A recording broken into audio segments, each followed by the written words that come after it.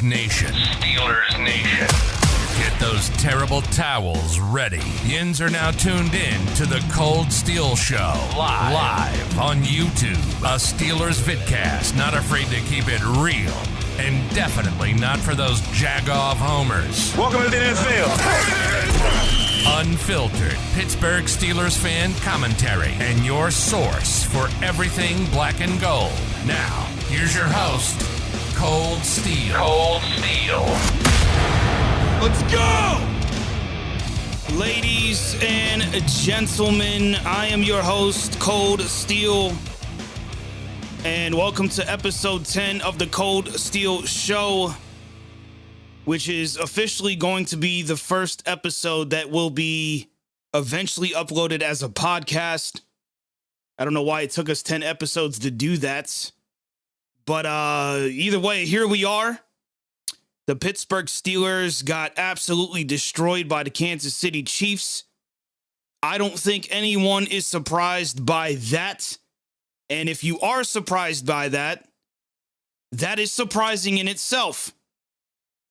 But that is what happened, and we are going to break down some of the stats from that game.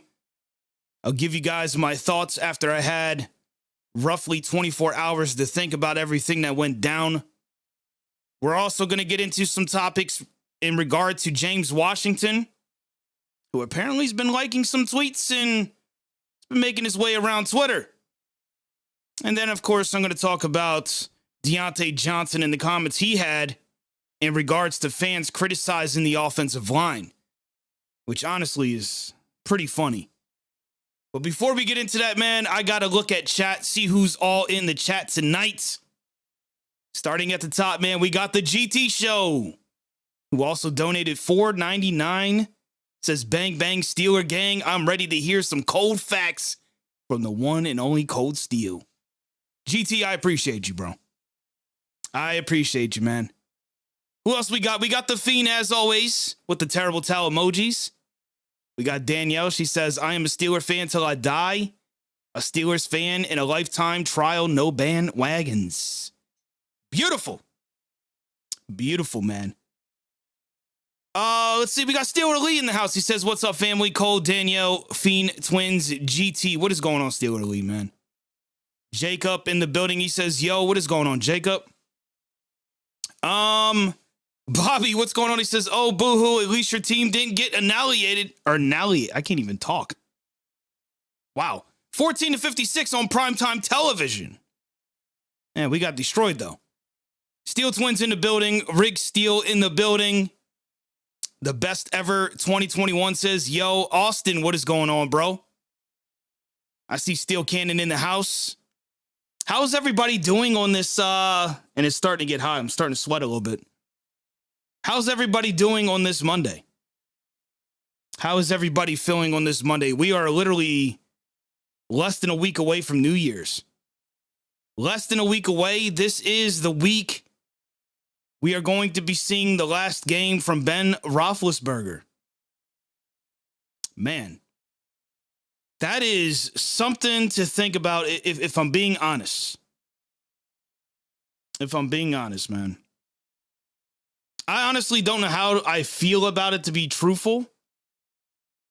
It's like on one side of the coin, I'm kind of like, this is it. Like, it's starting to settle in, I think, as we are approaching Monday Night Football against the Browns. But it'll be interesting. It'll be interesting to see what the Steelers do in the offseason once Ben is no longer a part of this team. But either way, man, let's just jump right into the... I don't even know what to call this, man. Honestly. Ben Roethlisberger finished this game 23 for 35, 159 yards, 1 touchdown, 1 interception.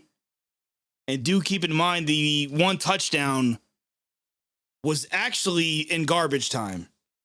So I don't know if that actually counts, if I'm being honest. You guys tell me in chat. I guess some people count garbage time, but because they have been all season. Nonetheless, I mean, Ben didn't look too impressive in my book. And the offensive line obviously did him no favors either. Mason Rudolph made an appearance. If you guys watched the live stream, it was pretty comical to see my reaction. As I went off the air last night, I went back and watched some things, and my reaction to Mason Rudolph coming into the game was actually comical. So if you haven't gone back, definitely do so. Mason came in the fourth quarter with, I believe, a little over a minute to go in the game. He ended up finishing 5 for 8, 35 yards in the air, and that was pretty much it. Outside of the fact he did have one rush for 17 yards, and man, I know it was against Kansas City, their backups. I understand that. But the principle is there was some mobility from Mason Rudolph, and that is one thing we are not getting from Ben Roethlisberger at this stage of his career. Now, I'm not jumping on the train of Mason Rudolph is the future of the franchise, but I am starting to get on that train of maybe we allow this guy next season to get a full opportunity. But I don't know what the Steelers are going to do at this point. I really don't. Najee Harris finished just shy of 100 yards with 93 yards on the ground. 19 carries. And I said it during yesterday's live stream, if the Steelers gave him 20 plus carries, he was definitely going to get over 100 yards. But unfortunately, they did not give him that 20 plus carries in this game. He did not finish with over 100 yards. But either way, I'm very pleased with 93 yards on the ground, even though they didn't utilize him in the red zone. But of course, that's because I think we only got down in the red zone once, maybe twice. I don't know. If we did, I don't remember, because there wasn't anything to remember in this game outside of the score. As Kansas City beats our ass 36-10. And again, I really don't know who was surprised by this, but if you were, boy, man, I honestly don't know what to say to you. I really don't.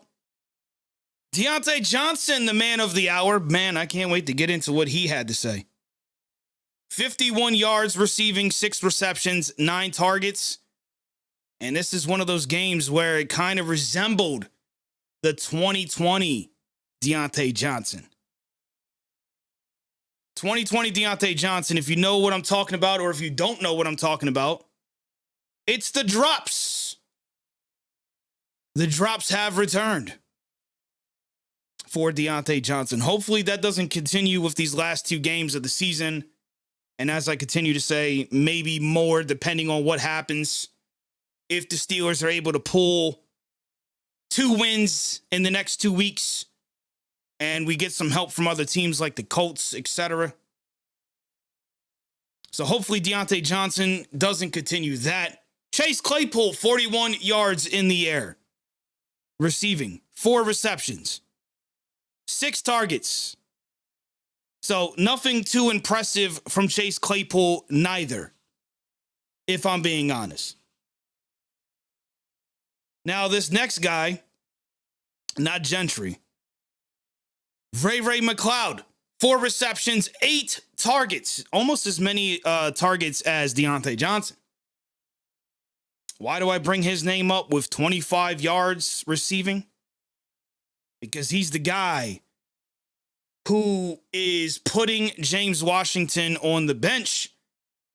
The Pittsburgh Steelers, Mike Tomlin, seem to have some sort of love for Ray McLeod. Now, I did say in my live stream yesterday that this guy has impressed me in some instances. I don't want to go too far with that. But he's not as bad as some people think, but he's not that great either. He's kind of mid. And if you want me to be honest, maybe he's just like James Washington in that sense. 2 different players, obviously. But James Washington, in my opinion, has not gotten the proper amount of time on the field as some other receivers have. Outside of that, man, there's not really much else to talk about. We did see Cody White in this game in the fourth quarter. He had 16 yards, 3 receptions. So he caught every pass that went his way. Maybe that's worth mentioning. We did not see Miller in this game, and he went to Twitter as well. We're not going to dig into that too much, but he also was not very happy on Twitter. The Steelers are not giving him much opportunity, much like the other receivers that are on this roster, like James, hell, like Cody White. But it is what it is, man. 2 games left of the season. Does it even matter? Does it even matter? Steel Cannon says, why is Cody White on the roster? I don't know, man, but he had 3 receptions. He was targeted 3 times, 16 yards. So, I mean, at least he was able to catch the balls that were thrown his way. I will give him that in his limited playing time in this game. I'll give him that. And as you can see right there, the fumbles in this game, Ben Roethlisberger and Diontae Johnson both fumbling in this game. Let's talk about the defense. Robert Spillane, who was starting for Devin Bush, who unfortunately was not, do I really want to say unfortunately? Whatever. Devin Bush was not in this game, so Robert Spillane was filling in. 13 tackles. 5 solo. Minka Fitzpatrick might as well change his position to linebacker. 12 tackles, 5 solo. And then, of course, Joe Schobert, 10 tackles, 4 solo. Cameron Hayward with a sack in this game. And Alex Highsmith with a sack in this game as well. 6 total tackles. But when you look at the scoreboard, 36-10, I think it's very obvious this defense did not perform well. And a lot of that had to do with our cornerbacks. And as predicted, as predictable as this defense is, by the time the second half came around, the Kansas City Chiefs knew what to do. Just run the ball. Run the ball. In fact, let's go see. Their rushing totals came to 127 yards on the ground for 35 carries, honestly. And they were moving the ball around. Derek Gore was killing us, especially in the receiving. But he had 12 carries for 43 yards. And Darrell Williams had 55 yards on the ground. So they were moving the ball around. Not one guy was the cowbell for this offense. And either way, 127 rushing yards was put on us on this defense. And again, Derek Gore for the Kansas City Chiefs had himself a field day. 3 receptions, 61 yards. I mean, is this guy 2017 Le'Veon Bell or something? 2016, I mean, really? That is pretty pathetic now that I think about it. The second leading receiver for the Chiefs was their running back. Man. And of course, Pringle, no relation to Pringle Chips, had 75 yards himself and 2 touchdowns. So Mr. Pringle, man, was getting busy on this Steelers defense. And honestly, it's not too surprising if I'm being honest. Witherspoon, he's made some rounds around Twitter last night and including this morning. A lot of people upset with him celebrating after a breakup when the team was down by what I believe at the time was 30 or so points. Either way, the team was down and Witherspoon decided to celebrate. I don't know what to think of it. I'm not going to really dive into that too much. I'm not going to subscribe to that specifically. I wouldn't put that in the Chase Claypool realm of things to bitch about. But that is another thing that people were bringing up, and he did finish at the bottom of the list. And I will say, I'm still impressed with Witherspoon, to be honest. I'd like to see more from him going forward. Maybe the Steelers bring him back, because we're going to bring that up later. Because I see a lot of people seem to be happy about James Washington leaving the team at the end of the season. But what people forget to realize is when you get a guy and you remove him from the team, you're creating more holes. More holes. So are we truly excited about James Washington leaving and then the Steelers needing receiver when they have offensive line, defensive line, hell, linebacker issues? Cornerback's a problem. We're not even going to have a solid quarterback next year. And people are worried or encouraged, I should say, by James Washington leaving. I like what Steel Twins said about Minka, too. They gave him the nickname, the janitor, cleaning up everyone's mess. Man, if that ain't true. Steel Cannon says if Washington leaves, Juju coming back. Maybe. We'll see in regards to Juju what the team and where he stands when the offseason is officially here. But either way, whether Juju comes back or not, I'm not too happy about losing a guy at receiver and having more holes to plug in. And Juju coming back is not guaranteed. Just to be clear. It is not guaranteed. But speaking of James Washington, he made his rounds today. Steelers Depot says Steelers wide receiver James Washington seems really frustrated. You think? Wow, you don't say. James Washington is frustrated? Man, I never saw that coming. But yes, James Washington is frustrated right now, and not hard to blame him based on his snap counts, which a lot of people continue to forget. James Washington sucks. Yet you forget about the snap counts. And I know some of you people seem to think that doesn't matter, but it does. That's why I don't subscribe to the Mason Rudolph hate like some others do in this fan base. I just don't, because snap counts matter. You can't talk about 2019 when this guy had a few games under his belt because they gave the keys to the city to Hodges. I ain't even going to get started on that.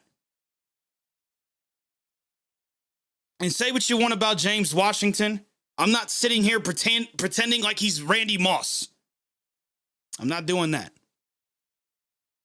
And I'm not saying he's been overly productive for the Pittsburgh Steelers either. But what I am saying is he hasn't had a proper opportunity like some other guys on this roster. And to make it very clear, and I tweeted this out this morning, I do feel like this is kind of like a James Conner situation. All over again. Now, whether or not that's true, I can't predict that. This is just a hunch.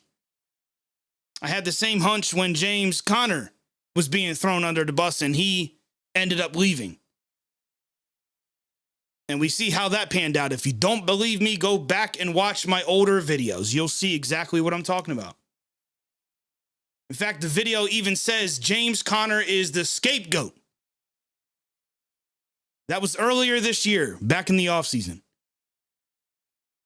Makes you wonder what could happen if James Washington goes to a team that utilizes him correctly and actually has a quarterback that can throw him the ball. It'll be interesting. And again, say what you want about James. When you compare him to the Antonio Browns, Martavis Bryant's, so on and so forth. I don't know why I brought Bryant up, but when you compare him to those guys, he's been very quiet. He's been very respectful. And I thought it was hilarious that I get on Twitter this morning and people are having such a hard time accepting that James Washington was liking tweets. from fans like myself who show and show support for the fact that he wasn't utilized correctly. And I hope he does go on to produce for another team. But again, this team did not utilize, much like all the other players. Again, you can go to Minkah Fitzpatrick, just if you don't believe me. Minkah is another one of those guys that's not being utilized correctly. He's not a fucking linebacker. But that's what he's playing. And the same could be said about guys like James Washington, who are not being utilized in the appropriate manner. But he was liking tweets such as "Free James Washington" and "I apologize for how the Steelers have treated you." Which, again, I don't like apologizing to players, but I get the point. I get the point. It'll be very interesting to see where this goes in the offseason. But if I'm James Washington, I am running as far away as possible. Because they have not used him correctly since they drafted him. Whether that's because of Tomlin or Ben Roethlisberger, I'm not sure. I am not sure. Moving on to another receiver on the Steelers that made some rounds on social media today. Wide receiver Diontae Johnson. He said, "I'm getting tired of people talking bad about the line." He's referring to the offensive line. "It is so easy. Why don't you come out here and do it for us?" Says Deonte Johnson. And of course, some of the responses to that was actually funny, man. You had some people saying, "Hey, sign me up. Sign me up. I will gladly jump in there." Now, me personally, my take on that is, no, Diontae, I do not want to play offensive line for the Pittsburgh Steelers. Would I like to have offensive line money? Sure. Absolutely.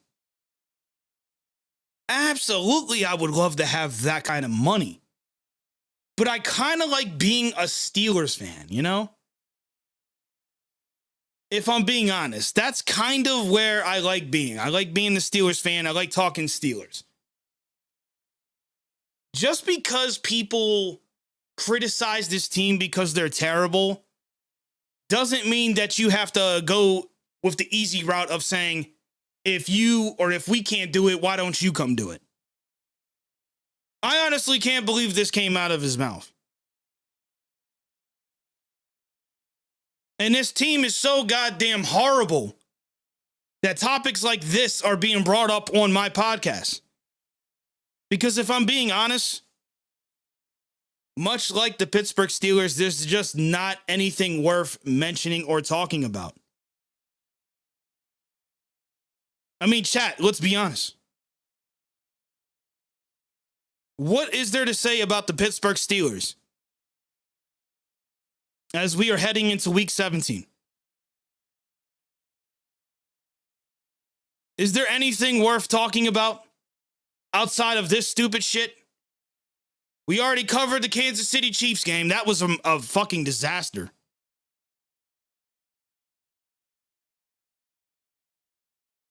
I can't think of anything worth mentioning.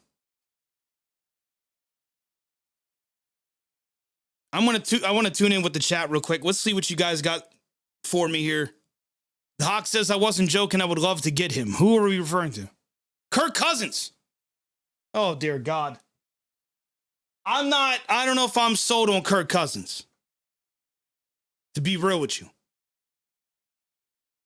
Danielle says, "Nothing, Cold. I got nothing to say about this team." Neither do I.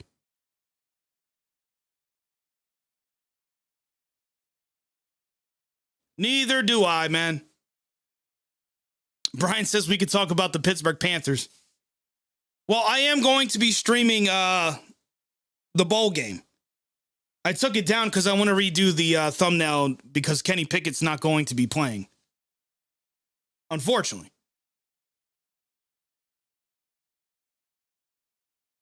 It's unfortunate, but that's just the situation, I guess. I get it. You know, he's trying to protect himself for the draft. Makes sense. Steel Twin says, Steelers got to hope the Bengals lose out, but first they need to win out. I don't know anymore. The team doesn't deserve playoffs. No, they don't, but the reality is they could still make it into the playoffs. Unfortunately for us that do not want to have to suffer through another playoff loss. And I think that's what some people aren't realizing is it's not about us wishing the team fails. Not at all. It's just that I don't want to watch this team lose in another playoff scenario. It's been a decade, man. Actually, it's been more than that. Mac May says Mason Rudolph is as good as Cousins. You're not lying. That's the thing too, man. People keep making these suggestions, and it's like the people that are suggesting certain quarterbacks, they're not realizing that we already have that kind of guy on the roster. I mean, obviously some things are different, but they're not that much different, or they're not that separate. Like, they have similarities. They're all mediocre.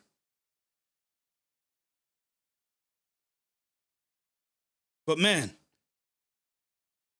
I really don't know what else to say in regards to this shit, this Diontae Johnson stuff. Again, I am fishing at this point for topics to talk about because there's not really much to speak on. Now, I will be doing another podcast on Friday with a special guest, a Browns fan. On Guard to the Max. We'll be doing that live Friday nights. I will be looking forward to that. That stream might actually be longer than what you guys are used to when I do these. So it's going to be a long one. Doc says, wait, JB, you saying Cousins is the same as Mason? Are we being serious right now? Depends what year you're referring to. It depends what year you're referring to. But no, Kirk Cousins is not the answer for the Pittsburgh Steelers, bro. In fact, I can't think of any quarterback in the free agency pool that's coming up that is truly going to be the answer here. But whatever, man. I want to talk about the Steelers offseason changes that need to happen. There's a lot. It's pretty simple, though. Got to fix the offensive line first and foremost. We got to find a quarterback that is able to do his job. But I don't want the Steelers investing too much of their cap space into a quarterback like an Aaron Rodgers. Unless there's some way they work their magic, maybe then. But I think offensive line and defense are your core responsibilities going into the offseason if this team is going to be competitive next year. But honestly, I don't even think that's possible. I believe there is way too many holes to fix. And I think we're going to have to wait at least 2 years before we're competitive again. And I hope you guys are all ready for that ride. And that's really all I got, man. So I'm going to hang out here for a little bit, talk to you guys in chat. We can talk about whatever you guys want to talk about. Steel Cannon says, y'all want a gap quarterback and Matt Ryan ain't even that. Oh, Jesus. Matt Ryan, bro? Oof. What is Matt Ryan's stats this season? I'm actually curious. What is Matt Ryan's statistics for the 2021 season?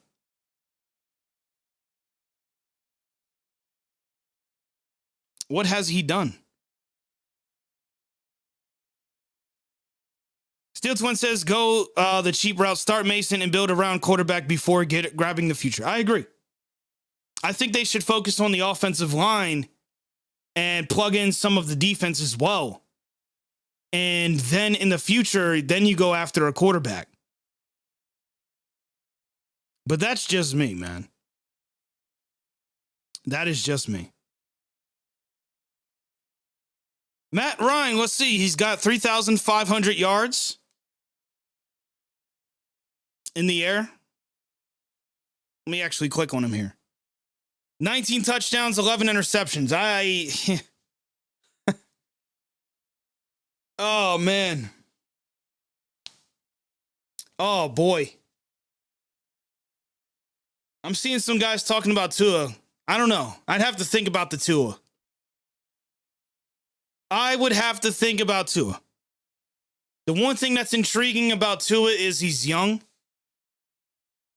But for all that, I mean, what is anybody willing to give Haskins an opportunity? But man, I'm definitely good on Matt Ryan. 19 touchdowns, 11 picks. Yeah, this 36 years old. No, thank you. McMahon says he's not a fan of Tua. I'm not either. I think the only intriguing thing about Tua is his age, honestly. But again, you got Haskins.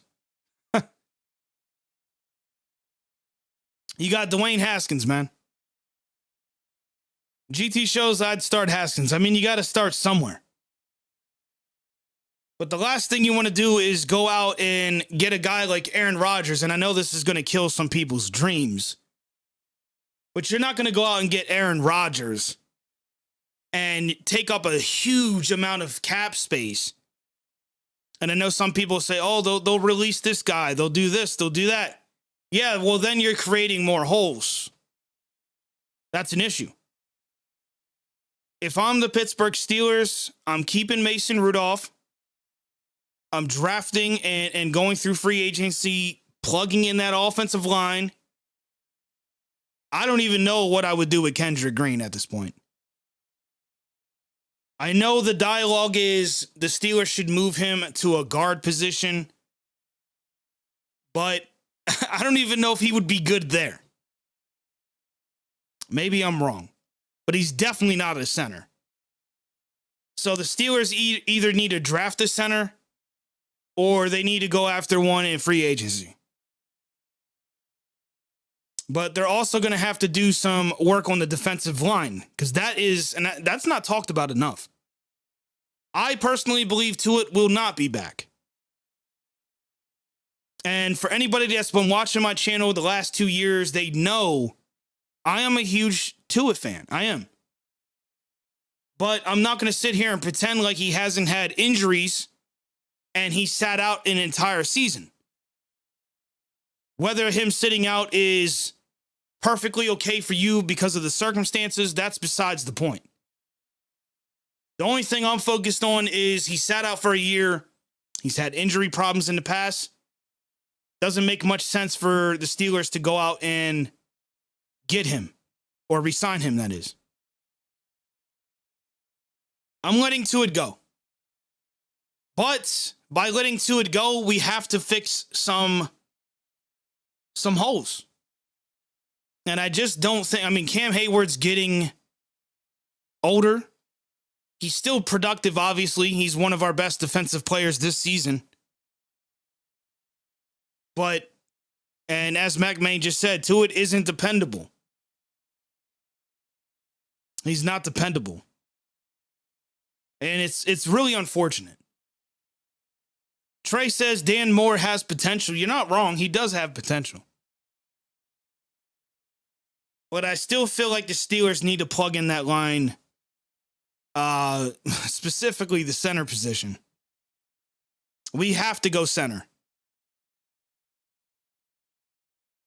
But we definitely need to go after defensive linemen as well. Hell, I would even go as far as maybe we need a new middle linebacker. I mean, is Highsmith on the outside edge? Is he worth keeping? Do you guys think he's going to be another Bud Dupree that takes a while to develop? Wasn't very impressed with him this season either.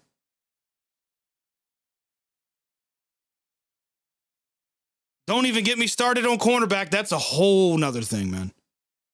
And why the fuck is Matt Ryan still on our screen? Let's get him out of here.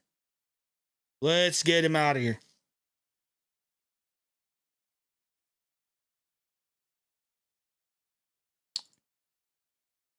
GT shows this is going to be Ben's last home game. Yep. There's some other news right there as well. Steelers offensive line coach Clem leaves for the Oregon job. And of course, the Steelers did approve of that, which is not too surprising considering where we are at this point in the season. But he is going to be moving over to college football. And the Steelers offensive line coach Chris Morgan will take over as the team's offensive line coach. But honestly, does anybody really give a shit? I don't. I really don't. Mac Main says, I'm glad he's gone. He is garbage. Garbage. You know, some people would say, oh, you guys are being insensitive. He's a human being. Be respectful. That man had a job. Oh, shut up. He sucked. He sucked. And I agree with you guys in the chat, man. He definitely sucked.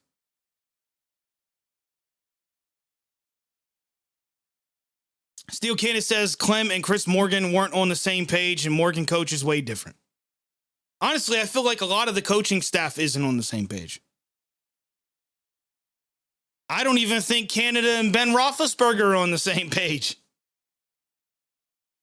In fact, I don't think this team's on the same page. Nobody on this team is on the same page. RK says, I think Highsmith either regressed or flatlined or expected bigger things this year. So did I. I thought earlier in the season that he was just off to a slow start like some players are. But he's definitely flatlined. There's not much from him.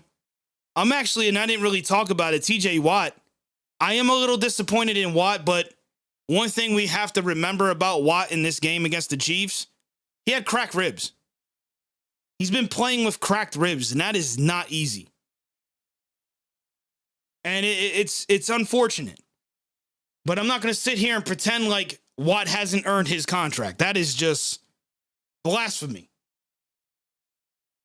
After what he did this season, yeah, he earned his money. The injury is unfortunate, but let's be honest. This team is not going to the Super Bowl.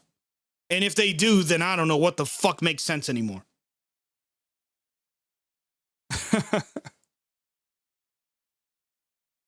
But, we are closing in on roughly 40 minutes. You guys know I like to keep it 40 minutes to an hour. Although Friday, the live stream previewing the Browns game, that is probably going to be definitely over an hour. So you guys are definitely going to want to tune in for that. And I'm actually wrong. It's not going to be Friday. It's going to be Thursday. I keep forgetting that Friday is going to be New Year's Eve. So no, it will not be on Friday like it typically is. The next podcast episode will actually be Thursday at 7. And I hope you guys tune in for that. But with that said, man, I'm going to go ahead and get on out of here. I really covered everything I needed to talk about. There's not much else to say. I do enjoy the fact that you guys tuned in tonight. I don't enjoy the fact that the Steelers got their asses kicked by the Chiefs, but I guess it was expected, honestly. Daniel says, I'm excited to see who you bring on. Me and this guy actually collabed earlier in the season. Unguard to the max. And I think we collabed twice last year, if I'm not mistaken. So it'll be a good time, though. It'll definitely be interesting conversation between myself and a Browns fan. And we'll be breaking that game down together. But until then, man, I will see you guys Thursday, not Friday. I don't know why I said Friday. But yeah, I will see you guys Thursday for that episode 11. Until then, man, you guys take it easy. Go Steelers, even though we suck. That will never change. But until next time, man, you guys take it easy.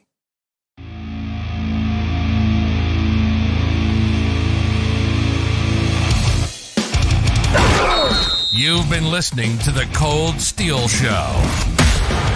Be sure to like and subscribe for more unfiltered Pittsburgh Steelers commentary. You can find the Kold Steel Show on all major audio platforms. Links down below.